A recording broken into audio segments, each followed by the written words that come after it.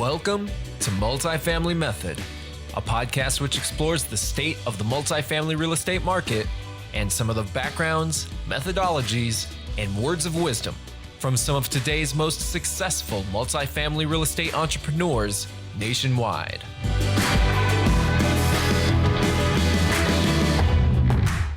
Welcome to the Multifamily Method, a podcast that explores the state of the multifamily real estate market and some of the backgrounds, methodologies, and words of wisdom from some of today's most successful multifamily real estate entrepreneurs. Hi, I'm Mike Mosher. Thank you for joining us today. Today, we're going to be interviewing Chris Salerno. Chris Salerno, the visionary behind QC Capital, embarked on his real estate journey in the single-family space, where he made a name for himself as the driving force behind the top-performing team in the Carolinas with Keller Williams. Driven by his desire for something more significant, Chris founded QC Capital, a premier commercial real estate investment company located in Charlotte, North Carolina, specializing in multifamily and car wash real estate ventures. Chris, thanks for joining me today in Multifamily Method. It's great to have you. My first question is a little off the cuff, but I'm at a standing desk right now and I love them. What's your opinion on standing desks? Well, funny enough, I wish I could take my laptop and show you. I'm at a standing desk as well. Pleasure to meet you. I know I'm right here in your backyard in Charlotte, and I believe you're up in Raleigh. But yes, I'm a huge fan of standing desks. I recently got one. Not recently, about 6 months ago, and I fell in love with it. And I don't think I could go back to the old traditional desk anymore, just because it's nice to get up, stand up, and I haven't got those treadmills yet, though. So if you have that treadmill, you definitely have me one up. But I have not gotten that yet. Yeah, I've never. I've never tried that, but I've heard those are interesting. Yeah, I got my standing desk the end of last year, and it looked to me like you were standing because the camera wasn't pointing up at you, it was more pointing straight. That's why I asked that question. Yeah, for those of us who are active and just don't like sitting on our glutes for 7 hours at a time, it's definitely good to mix it up and get some blood flow. Sitting is the new smoking, they tell me, Chris. Interesting. I can definitely see that. I can definitely see it. Especially, I just got back from Houston this morning. We have a deal we're looking at in Houston. We're investing final, and if and I encourage everyone to do this. Pause for a second when you're in large environments like that, and even when you're in the restaurants and you see everyone on their phone and they're hunched over with their back. Yes. I personally feel that is going to have a huge long-term effect on their growth and the way they are going to develop. And I'm guilty of it too. I can't, harp on them, but I'm guilty of it too. But I try to tell myself when I am, stand up or put the phone up so I'm not hunched over. But, I think sitting, you end up being hunched over and, you end up being sore, and it's just helpful. If no one has a standing desk, I encourage you to get one. I think I got mine off Amazon for like $200, and it is heaven. Yeah. And I agree with you on the posture thing. Interesting. Many years ago in my career, I got sent up to Pennsylvania to Wharton School of Business, and they gave us some feedback on speaking. And the number one thing I had to learn, this was 20 years ago, I'm dating myself, Chris, was I kind of did the same thing, right? My shoulders were forward and my neck was and they were like, stand up, put your head back, act like you're, waiting in line at the military. Like that posture just projects that confidence and is better for your spine anyway. So very much so. I have a couple certificates actually from Wharton in regards to marketing, and we talked a lot about psychological effect on how marketing catches us, and we do a lot of marketing with our company and with some new ventures that we're doing as well. But I think it's super important to watch that posture, especially if you're public speaking or just in a group setting, and then also with your hands, the gestures of your hands and how you hold your hands right here in the middle really helps you present and come across a very large way when you're having discussions. Yeah, well, that's the perfect segue, I think, into the conversation we're here. So we're excited to have you on the podcast. And you talked a little bit about the marketing for your group for QC Capital. So tell us a little bit about your group and how you all got started and your story. Yeah, so I come from your background. I was about 9.5 years ago, I was a single family residential broker. And from there, I was able to build a nice team, did around 40 million in annual sales in my first year. At that time, I didn't know much about multifamily. So 40 million was a lot, especially in Charlotte. And then from there, I ended up selling that and being the COO of the number one team in the Carolinas. We were also fourth in the world by transaction volume with Keller Williams at that time. And I got hit with a nice IRS tax bill, and it says I missed my quarterly payment. And so I called my CPA up and I said, please explain this to me. And she said, well, you're in a different income bracket. You have to pay quarterly taxes.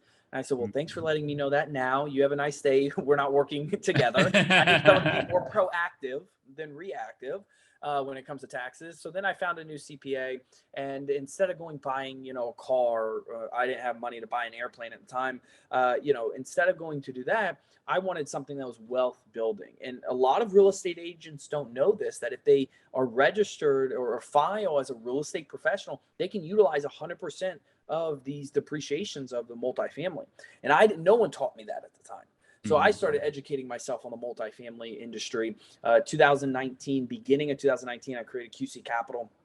Great time to be in the multifamily space. I can't tell you how many countless conversations I've had with investors, and they're like, we're at the peak of the market, we're at the peak, and it just kept going up from there. Thankfully, we were able to transact close to 65 million that first year in multifamily throughout the Carolinas. Since inception, as of now, we have a little over 400 million assets under management and growing substantially. Strictly multifamily right now at the moment. We are diversifying into the car wash industry, but right now that's what we have in the multifamily industry. And it's definitely, I would say we've seen some very unique times throughout me creating the company, with COVID happening, with cap rate compression, with the Feds just recently, raising rates substantially. And I just saw an article coming out that they anticipate more raises to come because inflation is not where they want it to be, according to the Fed's meeting notes that they just recently published today. So very, very interesting times, but wouldn't trade it for anything else. I think now is the best time to buy real estate, especially multifamily.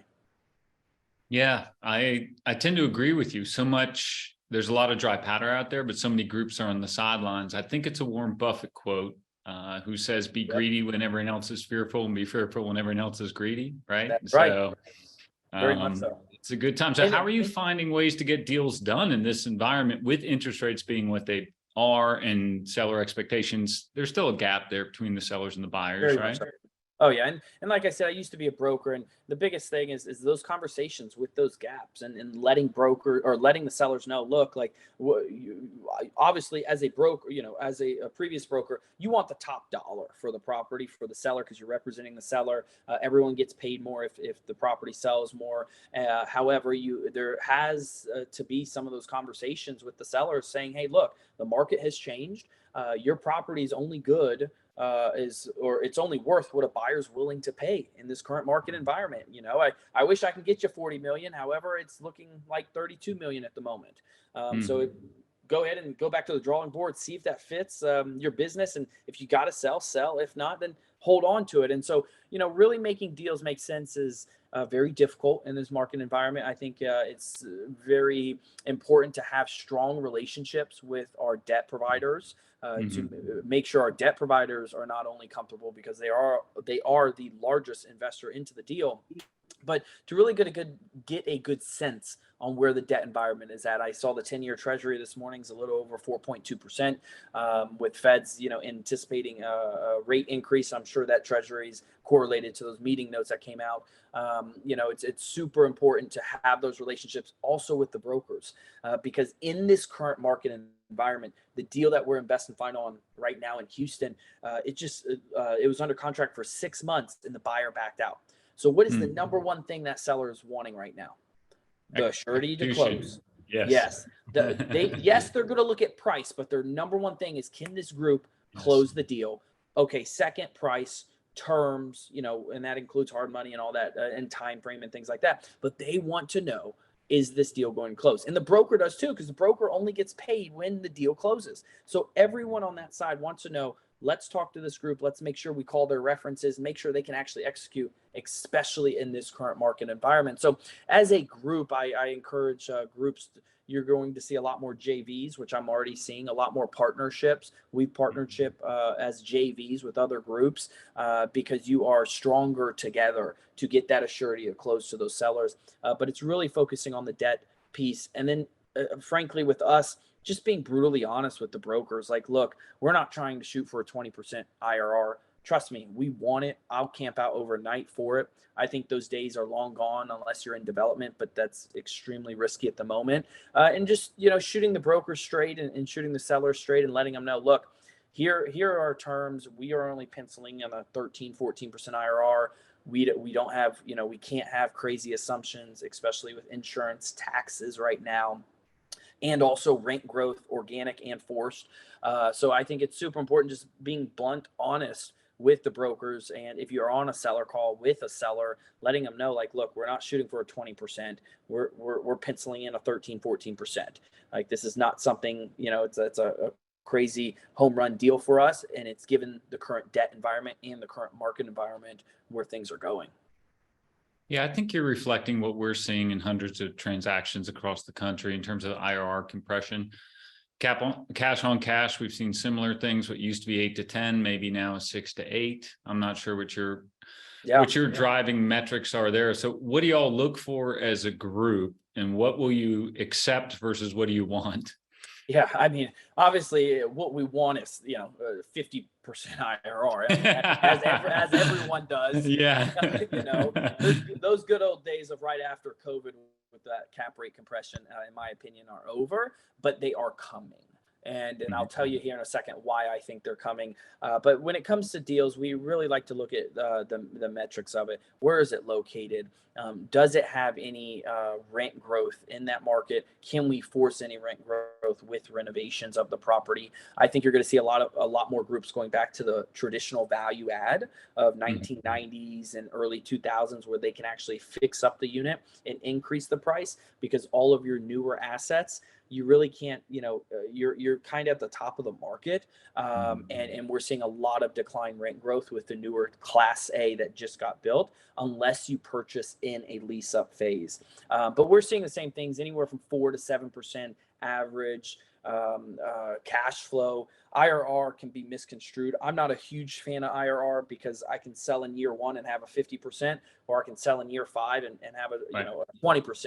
It takes into consideration time that your investment is in that vehicle. So I'm not a huge fan of IRR, but I definitely look at that average cash on cash. I want to make sure it's cash flowing, especially given these the current environment that we are in.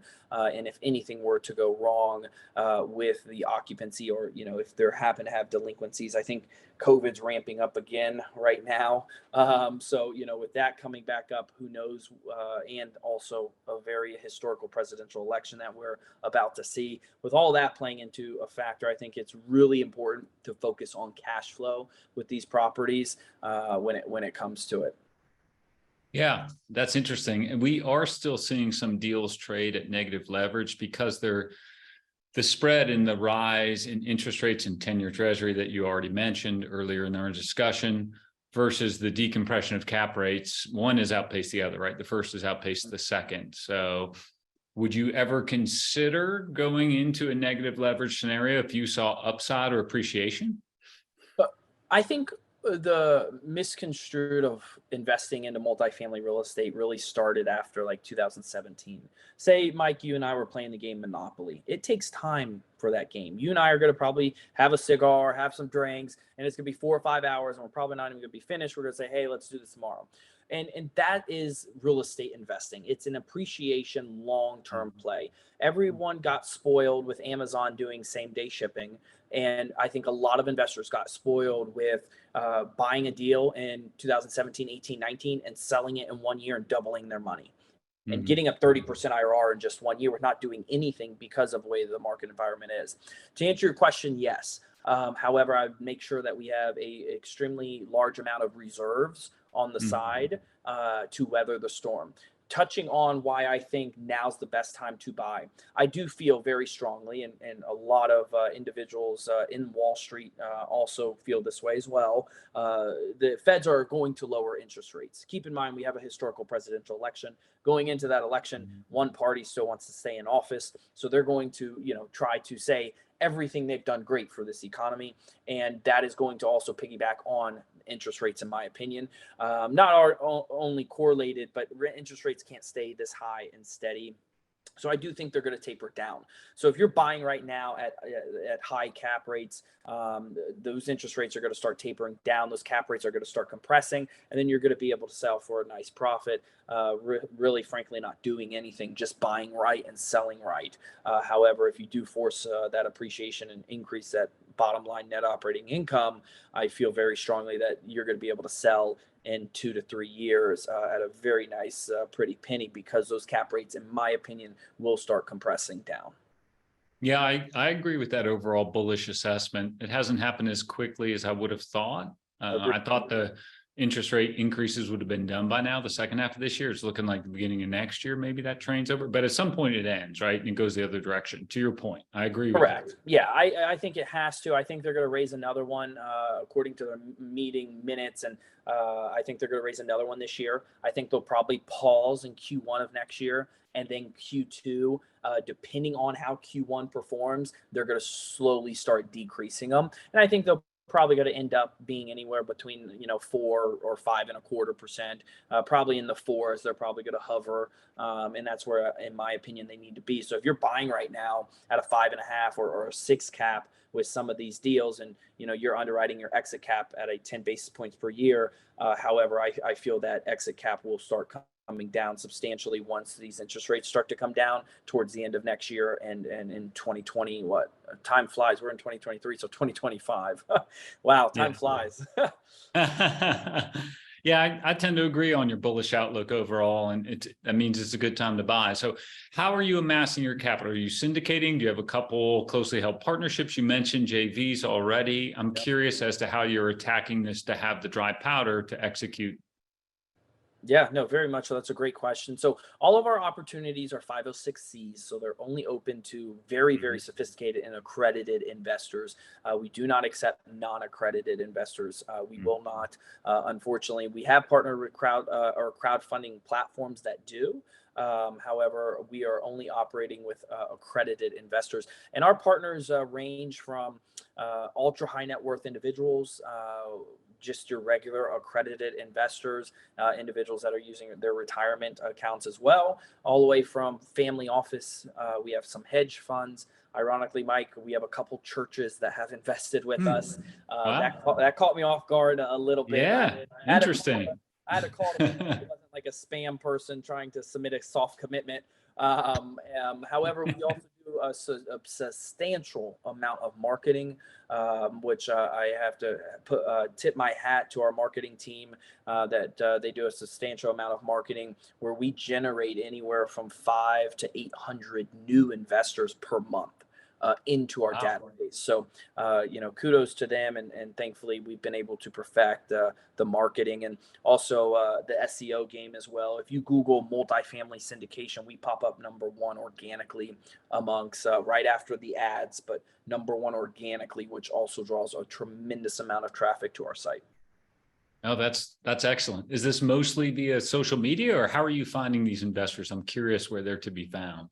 Yeah, so we do a lot of SEO, which SEO is super important, and then also social media. Going back to my phones, I was on the airplane this morning coming back from Houston, and I look over, and the gentleman sitting right next to me, I'd say if I had to throw an age out, he's probably late 40s, early 50s.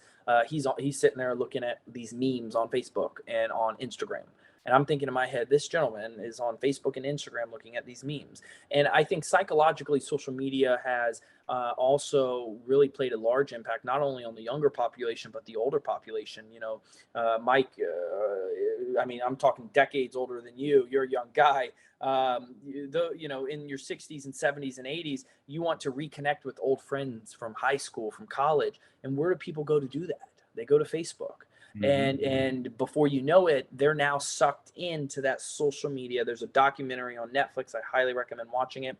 But that social media effect, where now they're always checking their phones. Now they're always on Facebook. Now they're getting notifications. And I can't tell, countless times we've had investors that are in their 60s and 70s that just exited industrial or retail, and they want to go, more of a passive LP approach, and they have 5, 10, $15 million, and they call us up.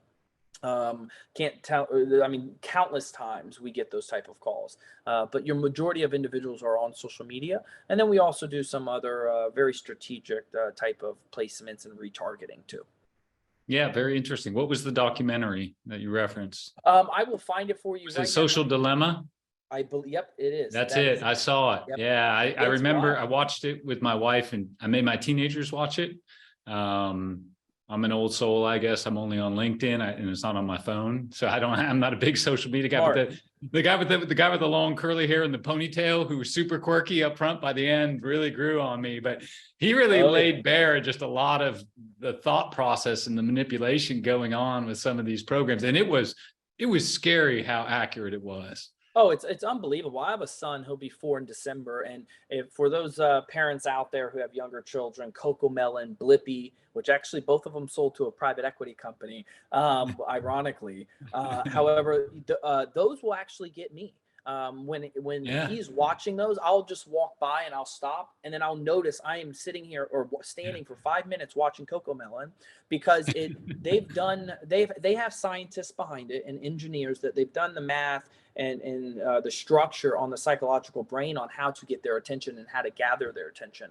And I will tell you, I will purposely watch those shows with my son to understand what type of colors, what type of actions, what type of movements, what are they saying that is actually getting our attention. And then I use that with our marketing team when we market, because if they're getting their attention, also the parents' attention, they're doing something right. And so I'm able to utilize the colors, what they say, how they say it, the motions into our marketing, which has just helped us tremendously, obviously, because we're generating anywhere from 5 to 7, 800 leads per month. That's awesome. Sounds like those Wharton classes have paid off well for you. I will.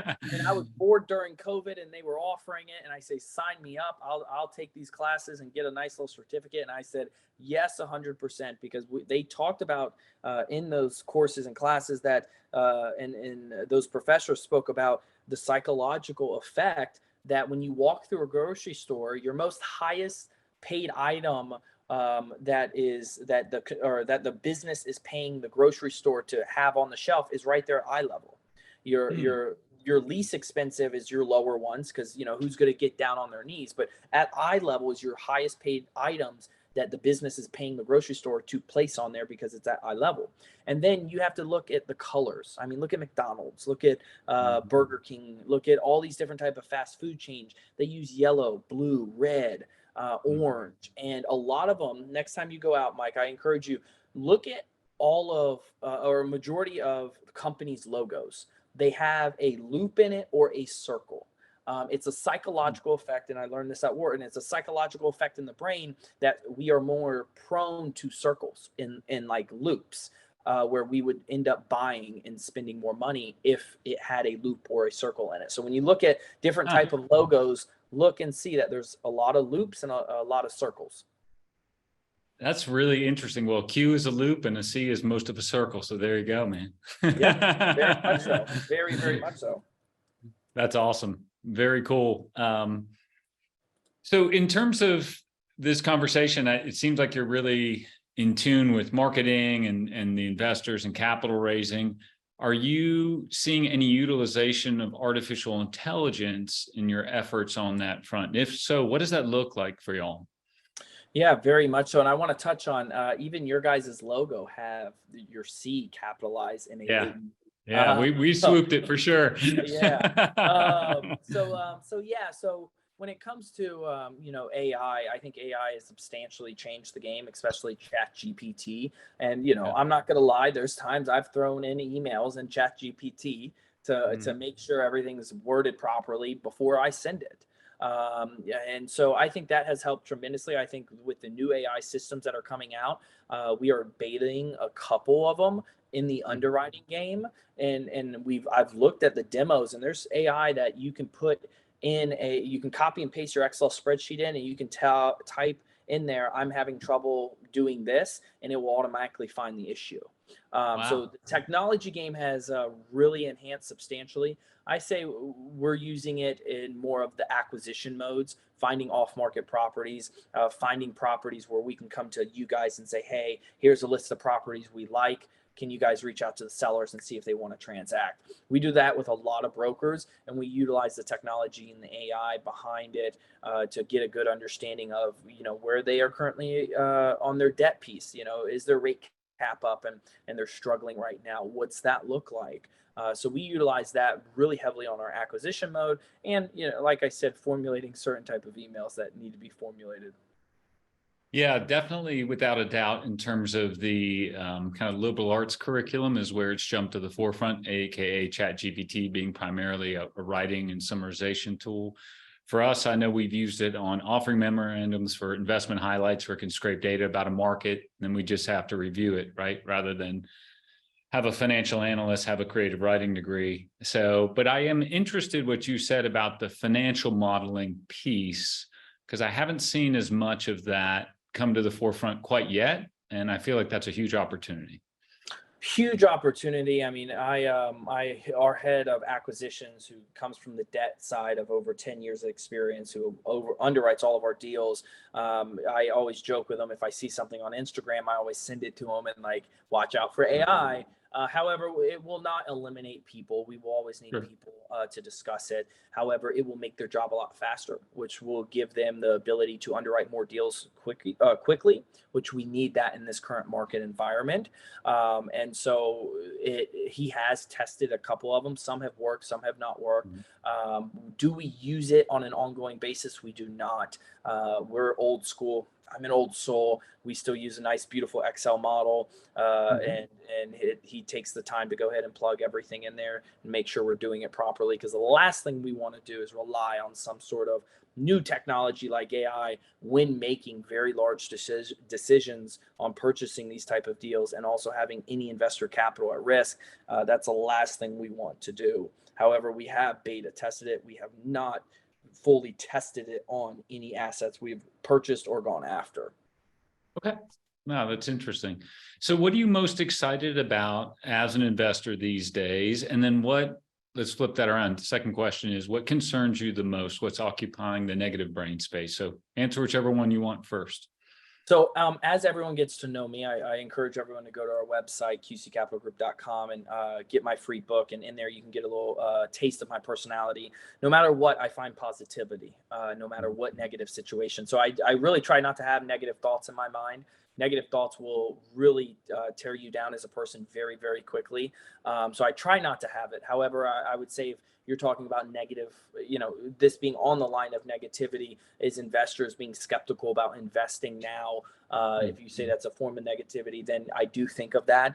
And I do feel that if you are an investor, the more sophisticated investors, they understand what's going on in the current market environment. They oversee the news. And what I mean oversee is they get the SparkNote version, they quickly formulate a decision, and they're done. Very rarely, for the individuals that I know in the family offices we do business with, they're not sitting in front of a TV watching CNN, Fox News, NBC, and saying, "Oh, they said this, I'm going to make a decision on that." No matter who is in office, what happens, yes, you have to be able to pivot very quickly. We saw that with COVID, with businesses, and we're seeing that right now. You have to learn how to pivot very quickly, but they are not making sole investment decisions based off of what the news says. And if they did, I don't think they'd be successful, in my opinion. So I would say, if you're that type of investor, and I have these calls, our investing team has these calls with investors that are, oh, the news says we're in a housing crash, we're not investing in real estate. In my opinion, that's false. Look at Warren Buffett. Warren Buffett just put almost $1 billion into the builders, that what DR Horton, all those Yep. big builders that are going on, Yep. and they've actually shown a 40% increase here. Sorry about that. They showed a Mhm. 40% increase this year already, those type of builders. So if Warren Buffett, who's sitting on a very, very large pile of cash, is investing in the builders of America to build the single family homes, something's going on, that he sees opportunity. So I would say, and I would encourage, if if you're listening and you may not be a family office and you may just have funds that you are looking to invest, don't get wrapped up with all the social media, with all the negativity that the news portrays on what's going on in the market. Make a sound decision. Really vet the sponsor, vet the deal, make sure the deal cash flows. Look at the debt. Make sure you're not over leveraging. Make sure there's a lot of capital reserve set aside just in case, to weather out any type of snowstorm or storm that will be coming for those properties. But like we both agreed, Mike, invest now. Now's the time to invest. Cap rates are high. I believe, in my opinion, they're going to decrease. So it's super important to invest right now when everyone's sitting on the sidelines. Take advantage of this opportunity. Take advantage of the opportunity that a lot of these sellers did not buy a REIT cap, maybe made poor investment decisions when they purchased. Take advantage of that and buy, and then hold on to it, sell when those cap rates start to decline, and you'll see a nice little profit, in my opinion. So that's what I would say with the negativity part when it comes to the multifamily space. Yeah, no, that's a great answer. And I think your example of Buffett goes back to the quote I gave you earlier. He's living his words. I remember him buying railroads like they were going out of style several years ago, and people thought he was crazy, and ended up being a brilliant logistics play. I mean, it was absolutely brilliant, but he bought them when they were down. And I think he's doing something similar in housing right now. And he's done that so many times. I have a lot of faith that he's doing the right thing. 100%. And I was talking to our head of investor relations this morning about that when I got off the plane, and we were talking about Buffett. And I said, you got to think on this right now.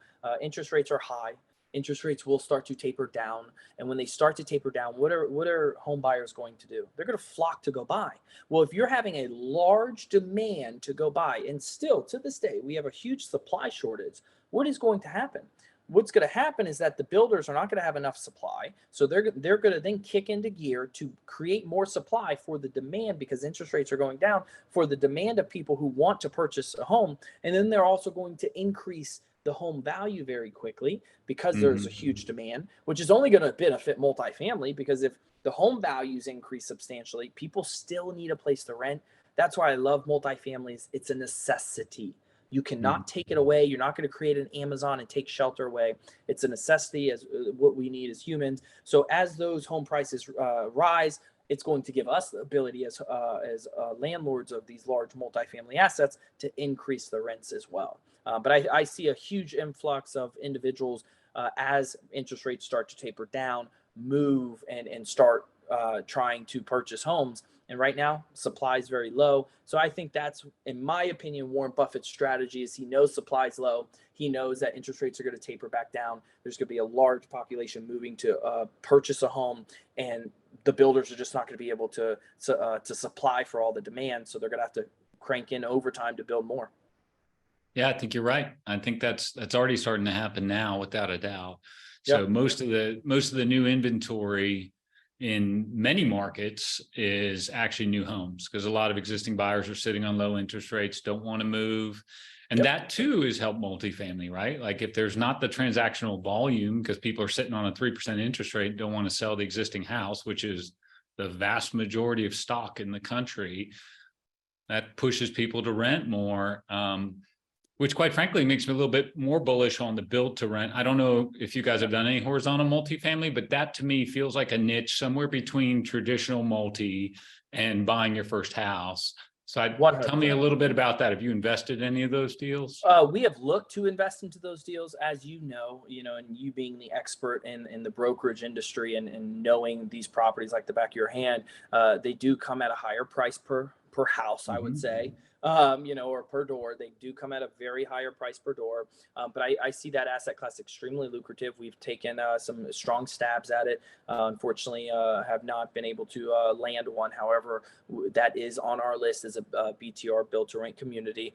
I like it. For me, I have a younger son. I'm a single father. I would look to move into a build to rent community before I moved into an apartment complex. Because I want my son to have the yard. Right now, I live in Charlotte. We have a beautiful yard. His name's Cruz. He loves going and playing. He loves going to a park. And that's what the community is able to offer. So I see the build to rent community being extremely lucrative in the aspect of your tenants are going to stay longer. because they're more of family oriented. They're going to take care of the property and they're going to be there longer. So you're going to have that residual income. And I think you're going to see a lot of people fluctuate to that BTR communities because a lot of the families don't want to have kids in apartment complexes. Now, I know, up in New York and Boston, they're used to that. Down in the South, they're really not used to that. They're used to that more home environment as a family.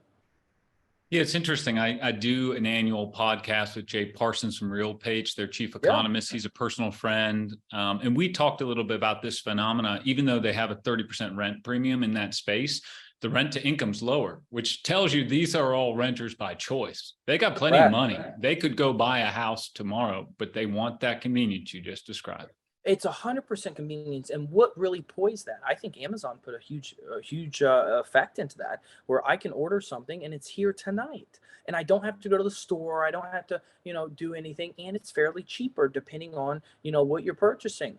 One of our employees, I always joke with him because he bought a house in Cotswold, which is a very nice area here in Charlotte. And he bought it knowing it's a little fixer-upper. However, every time I talk to him, HVAC just went out, water leak, this, that. And I said, and every time I said, don't you wish you rented? And he was like, I kind of do at the end of the day. And I broke down for him. I said, let's look at how much profit you're going to make off this house, how much time and effort, how much of a headache, how much time it's consuming you from working and spending time with family. Whereas for me, I love to rent. If something goes wrong, I call up the property management group. I said, hey, come fix this. I don't have to worry about anything, and I know they're going to get it done within 24 hours. And I live in a beautiful townhouse community where we have everything at our fingertips. Grass gets cut, trash gets done. I don't have to worry about that. I can spend better time focusing with my son, more quality time with him, and focusing on my business, which is just going to better help our investors and our employees at the end of the day. And I don't have to focus on doing anything else. There you go. You're a case study right there for that exact scenario. A lot of people are doing it. A lot of people are doing it. It's a new generation. The American dream perhaps has shifted a little bit. There's also a mobility factor there that I think matters. People do want to move around. And if you're a renter, it's significantly easier than if you're a homeowner. It's just you're not tied to anything. And I think the biggest thing is, and I used to be a broker in the single family space, and I caught on to this very quickly, is when you're selling a house, and if you're buying a house, I encourage you to look at or talk to the attorney at your closing table, because there's a packet like an inch thick. And I remember here in the Carolinas, the attorneys would say, don't worry about, we can read through it all. However, don't worry about it. Flip to the very back of the page. And the very back of the page is where you're going to sign. And that is where you are going to amortize your interest and principal to the bank.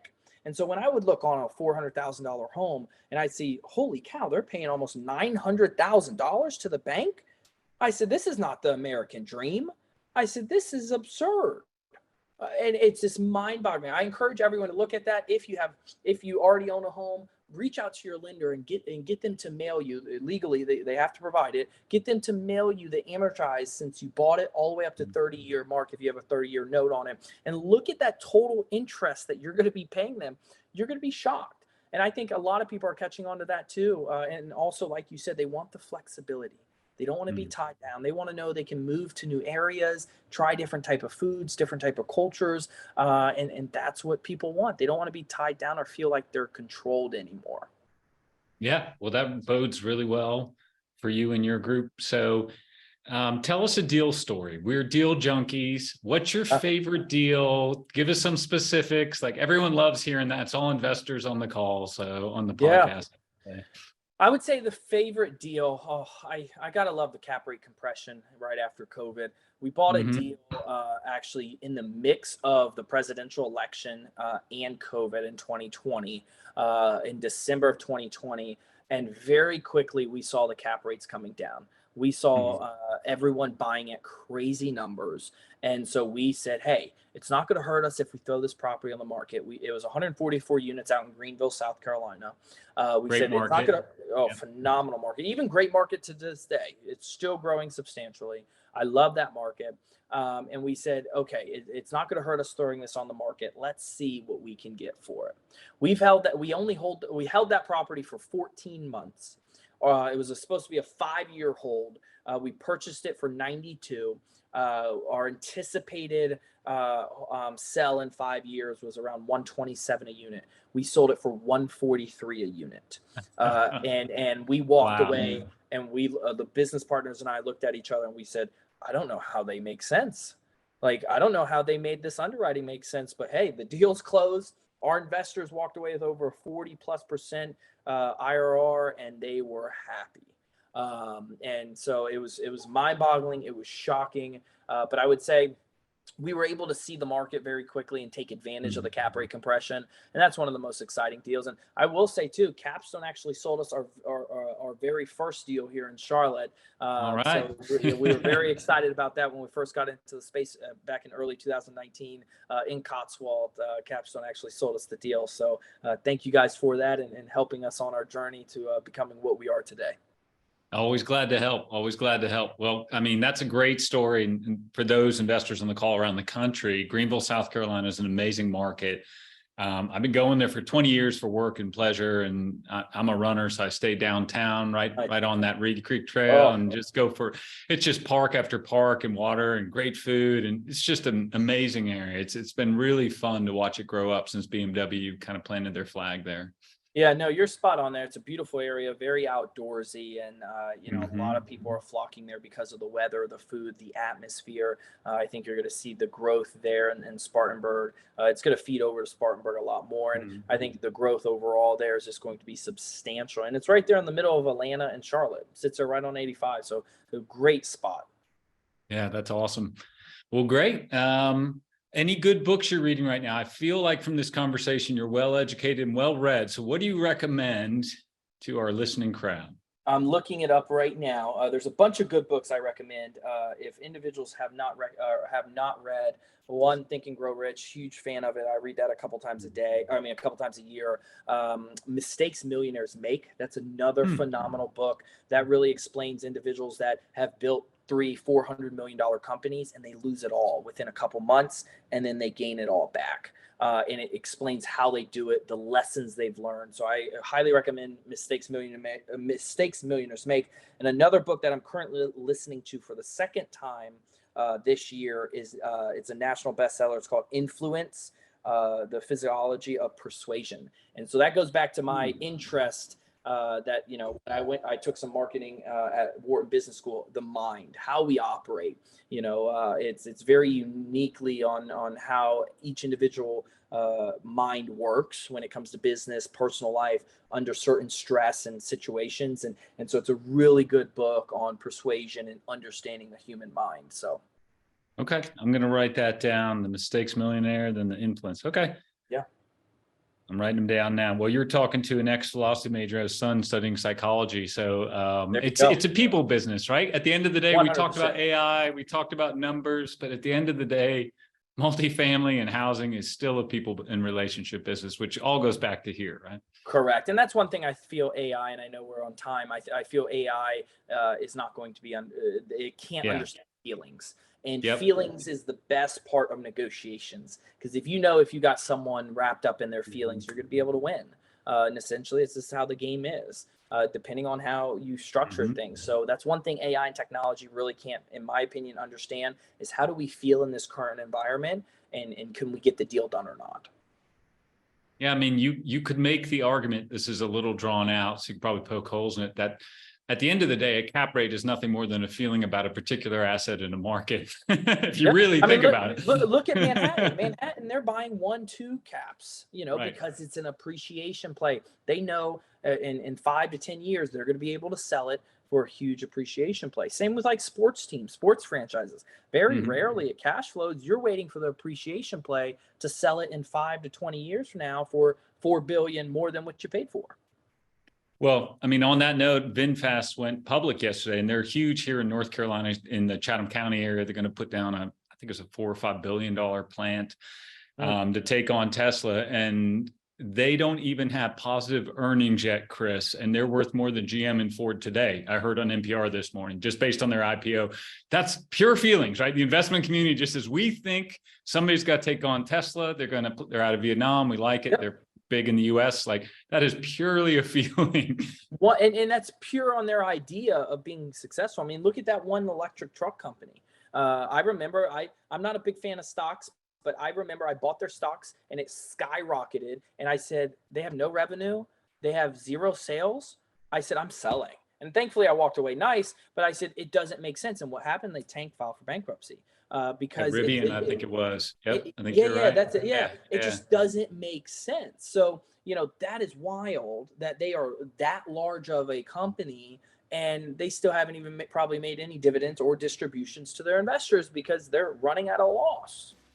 Yeah. So time will tell. That's right. That's right. But hey, every one of those employees needs a place to live. And thankfully you can broker the deals and we'll buy them because everyone needs a place to live. Sounds like a plan, my friend. Hey, I'm grateful for the time. You've been very gracious. Have yourself a wonderful afternoon, man. You as well. Thanks so much.